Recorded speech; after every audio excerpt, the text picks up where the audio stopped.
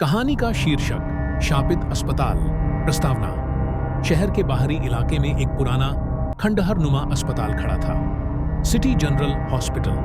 कभी यह अस्पताल जीवन का केंद्र हुआ करता था, पर अब वहां सन्नाटा, अंधेरा और अजीब सी सरसराहटें रहती थीं।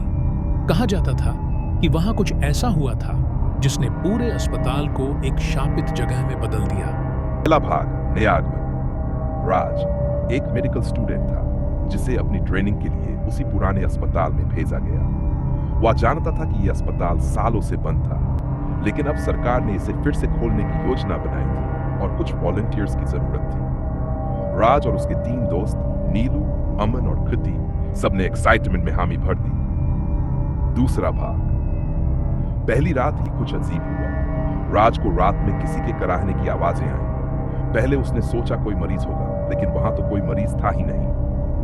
कृति ने भी कहा कि उसने एक नर्स को पुराने वार्ड में चलते देखा, पर जब सब गए तो वहां कुछ भी नहीं था। तीसरा भाग, अतीत की परतें। राज ने अस्पताल के पुराने रिकॉर्ड्स खंगाले।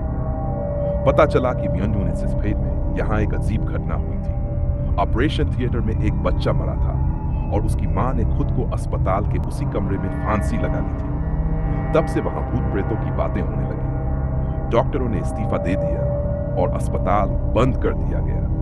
चौथा भाग, काली परछाई। रात को नीलू को एक काली परछाई दिखाई दी। उसकी आंखें खून जैसी लाल थीं और वह धीमे धीमे नीलू की तरफ बढ़ी। सुबह नीलू बेहोश पाई गई। उसके गले पर हाथों के निशान थे। डॉक्टर बोले स्ट्रेस है, लेकिन राज जानता था कि कुछ गड़बड़ है।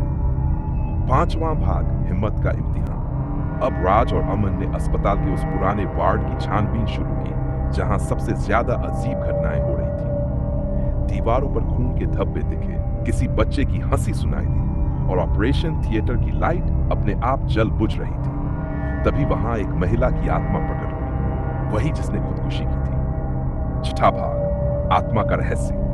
महिला आत्मा ने बताया कि उसका बच्चा डॉक्टरों की लापरवाही से मरा था। जब उसने सच्चाई सामने लाने की कोशिश की तो उसे पागल घोषित कर दिया गया। अब वह आत्मा बदला लेने पर उतारू थी। जो भी वहां आता उसे वह डराकर भगाती, पर किसी ने उसकी बात नहीं सुनी। सातवां भाग, राज ने उस आत्मा से वादा किया कि वह उसकी कहानी सबको बताएगा और उसे इंसाफ दिलवाएगा। अगले दिन उसने उस समय के जिम्मेदार डॉक्टरों की फाइल सोशल मीडिया पर लीक कर दी। मामले ने तूल कर लिया।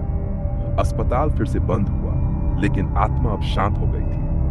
अंतिम भाग, रहस्य अब भी बाकी है। सब कुछ शांत हो गया था, लेकिन जाते जाते राज ने देखा कि एक बच्चा उसे दूर से देख रहा था, बिना पलकें झपकाए। क्या सच में आत्मा को मुक्ति मिली थी या कोई और इंतजार में था?